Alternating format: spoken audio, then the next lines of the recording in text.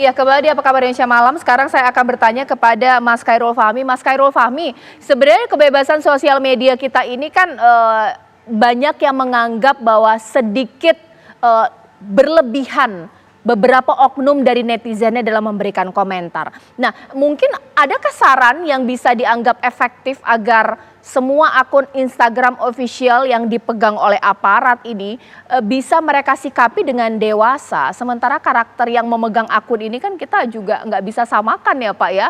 Ketika dia membawa semangat pribadi, emosi pribadi, lah keluarlah tadi teror dan DM tadi. Ini bagaimana? Ya kalau soal emosi, ya salah satu kriteria menjadi anggota Polri ya, sama dengan saya kira juga banyak lembaga lain mempersyaratkan begitu, adalah kondisi mental, kondisi kejiwaan yang baik. Ya, artinya dia nggak boleh gampang emosian kan gitu. Apalagi sekarang ya kekerasan verbal sangat mungkin terjadi di ruang digital ya. Sehingga mereka juga tentu harus punya daya tahan yang cukup untuk ya kalau misalnya menjadi admin ya media sosial institusi ya. Tidak hanya kepolisian, sebenarnya lembaga-lembaga pemerintahan, lembaga-lembaga yang lain juga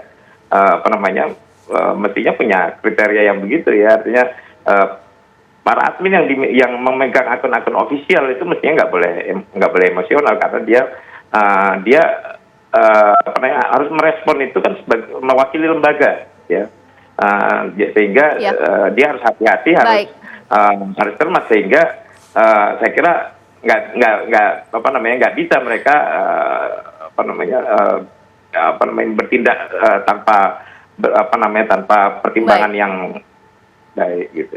Baik, apa jangan-jangan di ke depan lebih baik akun official ini dipegang oleh profesional, jangan aparat, sehingga kemudian nggak kebawa-bawa nih masalah di lapangan.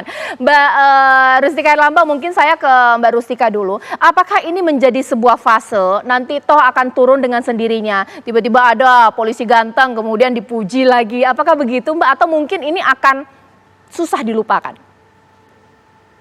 Di dalam media sosial itu ada namanya tren gitu. Tren itu dia bisa berlangsung, kalau di Twitter itu hanya 3 hari, habis itu turun, nanti naik lagi, dia turun lagi gitu. Kecuali bahwa isu itu adalah isu-isu yang dipelihara gitu. Nah, jadi di saat ini gitu ya, tekanan kepada polisi mungkin sangat besar gitu. Karena apa? Karena ada trending topik gitu ya, ada tagar kemarin gitu. Sehingga netizen yang punya pengalaman yang sama, kemudian langsung mengingat gitu, muncul lagi gitu. Tapi kalau misalnya polisi bergerak dengan cepat dan kemudian dipersepsikan bahwa ternyata arahan Kapolri itu sampai ke level paling bawah, sehingga mereka nggak melihat lagi ada admin yang ganjan misalnya gitu, yang emosional gitu. Polisi di jalan juga sudah tidak macam-macam. Persepsi publik itu nggak usah diomongin, akan jadi berubah jadi baik gitu loh.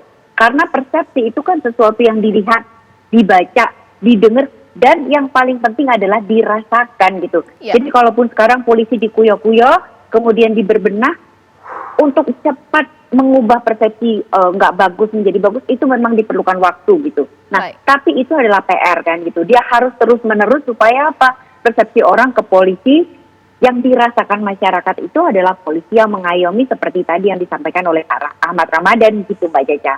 Oke, Pak Bayu, sekarang terakhir ini kalau polisi salah sedikit lalu sumpah serapah kemudian muncul dari netizen. Bagus, dipuji, dibilang bangga, wah ini polisi kita ini. Ini bagaimana supaya dua-dua berbenah, netizennya juga, Polrinya apalagi? Begini Mbak, polisi itu makhluk yang seksi. Jadi geliatnya sedikit saja menjadi sorotan. Kedua, dia itu dicintai tapi kadang-kadang juga dibenci. Ibaratnya begini, kalau ketika penampilan pria ini ganteng, gagah, dia dipuji.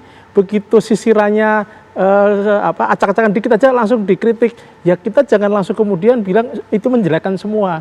Anggota Polri itu ada 460.000, perwiranya hanya 8%, 92% itu bintara yang pendidikannya kurang dari 1 tahun. Sehingga proses pendewasaan itu juga harus dilakukan secara internal, tetapi masyarakat ini kan juga sedang belajar di era digital yang bisa seenaknya ngomong melalui tadi Mbak Rustika bilang melalui Twitter dan sebagainya. Era ini juga harus dipahami sebagai era yang harus dinikmati dalam kinerja polisi. Iya. Artinya ketika kritik itu muncul, jangan ditanggapi dengan melawan asal membantah saja, tapi tunjukkanlah dengan kinerja, tunjukkanlah dengan prestasi. Kemudian kalau dia melanggar, pimpinan melakukan punishment, kemudian yang lainnya tidak meniru itu. Jadi jangan berulang kali. Kan ada pepatah jangan sampai keledai itu terantuk 2 kali. Jangan itu ditiru. Ketika kemudian itu menjadi bagus terus, orang akhirnya menjadi percaya. Grand strategi Polri pada awal mulai tahun 2005 yang pertama kali adalah membangun kepercayaan publik. Oke. Dan kepercayaan itu akan dinamis sepanjang itu ada hal yang negatif akan turun. Tetapi ketika stabilitas dinamika prestasi itu dijaga, maka akan konsisten bagus, Mbak. Baik, mungkin saya terakhir singkat saja di sini 1 menit untuk Mas Khairul Fahmi. Singkatnya, apa yang kemudian bisa dilakukan bahwa polisi baik banyak, oknum polisi yang nakal-nakal ini juga banyak, sehingga kemudian tidak ada overgeneralisasi, tapi kepercayaan ini bisa diraih lagi. Susah nggak sih, Pak, untuk membangun kepercayaan publik lagi nih? Ya enggak ya. Saya kira nggak susah ya membangun kepercayaan publik ini sebenarnya ya. Dan program-program Pak Kapolri Listio Sigit ini kan sebagian besar juga menyangkut pembenahan kinerja Polri ya, membangun kepercayaan terhadap Polri ya melalui tagline presisi itu ya, kepolisian yang prediktif, memiliki responsibilitas, transparan, berkeadilan, itu kan saya kira itu hal-hal yang sifatnya membenahi internal kepolisian. Memang hanya saja ya kalau kita lihat terkait dengan media sosial ini kan sebenarnya masyarakat kan ya kita lihat belakangan ini seperti menemukan saluran pengaduannya sendiri, yaitu medsos yang akhirnya ya dipersepsikan di mana polisi bertindak ketika sebuah masalah mencuat, tersebar luas, ramai diperbincangkan, kemudian sentimennya cenderung negatif bagi kepolisian.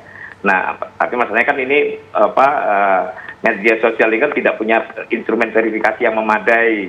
Ya, makanya pemerintah juga perlu ya membantu kepolisian berbenah ini dengan misalnya memikirkan adanya perangkat di luar kepolisian mungkin yang memiliki otoritas kuat dan bisa mengambil peran ya sebagai kanal pengaduan untuk menampung keluhan masyarakat terkait layanan kepolisian.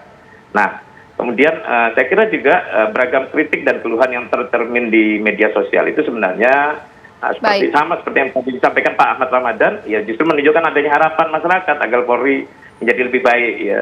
Sehingga ya tentu saja tinggal di momentum ini digunakan sebaik-baiknya oleh Polri. Baik, terima kasih Pak Mas Khairul Fahmi, terima kasih Mbak Rustika Herlambang, terima kasih juga kepada Pak Wahyu di sini dari Kompolnas. Kita harap ya semua berbenah. Dari internal Polri sendiri ini PR yang cukup banyak untuk berbenah, mengembalikan kepercayaan publik lagi. Tapi dari publiknya sendiri juga menerima pastinya untuk memantau, karena bagaimanapun sepanjang juga ini bagian. Polri kerjanya bagus, pasti akan dipuji. Polri juga bagian dari masyarakat pastinya. Dan pemirsa, sesaat lagi kita nanti akan menyaksikan pidato politik dalam rangka hari ulang tahun ke-57 Partai Golkar sesaat lagi.